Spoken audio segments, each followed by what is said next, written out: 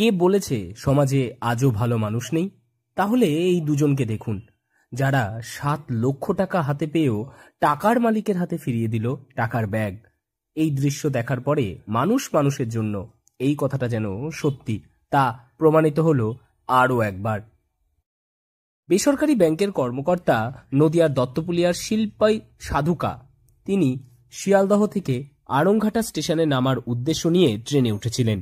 ট্রেনটি যখন রানাঘাট স্টেশন ছাড়ে তখন শিল্পা দেবী দেখতে পান তার পায়ের কাছে একটি কলেজ ব্যাগ পড়ে আছে।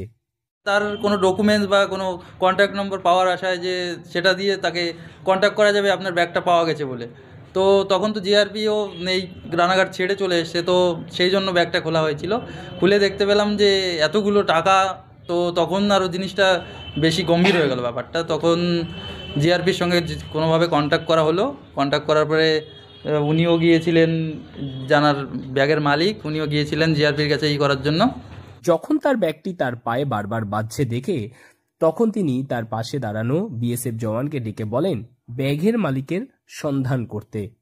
তখন সেই বিএসএফ জওয়ান ট্রেনের মধ্যে ব্যাগটি 2 হাত দিয়ে উঁচু করে চিৎকার করে জানতে চান ব্যাগটি কার।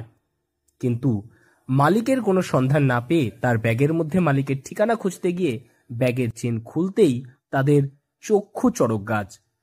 তারা দেখতে পায় ব্যাগের মধ্যে সাজানো আছে কয়েকটা 500 টাকার বান্ডিল। এরপরেই আড়ংঘাটা স্টেশনে নেমে স্টেশন মাস্টারের কাছে গিয়ে পুরো ঘটনাটা খুলে বলেন তারা। এরপর বিভিন্ন জায়গায় ফোন করে টাকার মালিকের সন্ধান পাওয়া যায়। খবর পাওয়া মাত্রই টাকার মালিক আড়ংঘাটা স্টেশনে আসলে তিনি সমস্ত প্রমাণ দিলে দত্তপুলিয়ার শিল্পা সাধুকা ব্যাগ সহ পুরো 7 লক্ষ টাকা। অসুবিধা নেই, দিদিভাই টাকাটা পেয়েছে, খুব বড় মানসিকতা দিদিভাই, তাই না?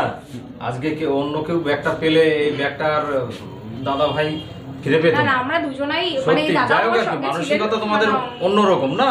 আজকে যদি এই ব্যাগটা অন্য কেউ পেত তাহলে ব্যাগটা কি ফিরে পেত? অবশ্যই না। মানসিকতা থাকার দরকার আছে না। টাকার মালিক দত্তপুলিয়া চিরঞ্জীব মণ্ডলের হাতে তুলে দেন। টাকার ব্যাগ ফিরিয়ে দিয়ে প্রমাণ করলেন এখনো মানবিকতা হারিয়ে যায়নি পৃথিবী থেকে। নদিয়া থেকে মৈনাক দেবনাথের রিপোর্ট, লোকাল 18 বাংলা।